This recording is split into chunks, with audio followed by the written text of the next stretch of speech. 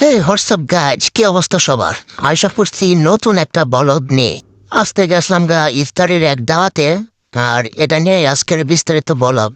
আর আজকে যাইতেছি কলেজে, কারণ অনেক দিন হইলো কলেজে থেকে যাওয়া হয় না। তাই এই সুবাদে কলেজেও যাওয়া হলো, প্লাস ইফতারিও করা হলো। ল্যান্ডলাইনের আইতি দিয়ে যে কি বড় একটা জ্যাম। কিশোরগঞ্জের অবস্থা এতই খারাপ যে ভাই জ্যামের লাগে চলাচল করতে খুবই কষ্ট হয়। তারপরে গৌরঙ্গাবাদের পর্যন্ত লিস্কাতে নাই মরছি জ্যামের টেলাই এত জ্যাম যে কলেজ ভেতরে যাইতে আমার 7 দিন লেগে যাবো। পরে রোজামা দিনও আমি আটতে আটতে আয় পড়ছি কলেজের দিকে।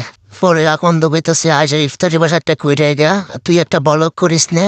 তারপরে আমি হ্যার সাথে ইফতারি বাজারও যাইতেছি। আমরা এখন যাইতেছি কালীবাড়ির মোড়ের মধ্যে। হ্যাঁ থেকে আমরা ইফতারির জন্য কেনাকাটা করব। এই যে আমরা আয়সা পড়ছি, আয়সা কিনতেছি। তারপরে ফুটলাটি আমি আতো লইলাম। ওহন আমরা আসছি শশা কিনার লেগে, শশা কিনে এরপরে আমরা আড়া শুরু করছি কলেজের দিকে। এরপরে আমরা আয় পড়ছি চাচার দোকানও, কারণ চাচার দোকানও আমরা 2 লিটারের বোতল অর্ডার দিতে আসলাম যাতে ফ্রিজের মধ্যে তো হয়। তখন আমরা আমাদের গন্তব্যে এসে পড়ছি, কলেজের ভিতরে হামায় পড়ছি। তখন আমরা ইফতারে বাউ করবো।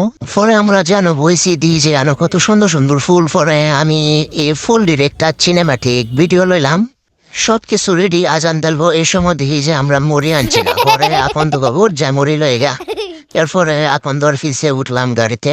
এরপরে দোকানো যাওয়ার সময় একটা কইতাছে কয়েল আনিস, নাইলে আয়া দেখবে যে আমরা রক্ত শূন্যতার রোগে পড়ছি, এত পরিমাণে মশা। আপনারা ভাইবেন না আবার ব্যানসন কয়েল, এটা কিন্তু অরিজিনাল কয়েল। এরপরে হ্যাঁ পন্টার তারে এত জুড়ে চারছে, বা আবারই বাবা মনে হইতেছে যে বিমানও আছে, এত স্পিড। এরপরে আমরা দোকানতে যাইয়া মুড়ি আর কয়েল লইলাম, লইয়া আমরা কলেজের বিচ্ছে আয়া আমরা ইফতারি করলাম।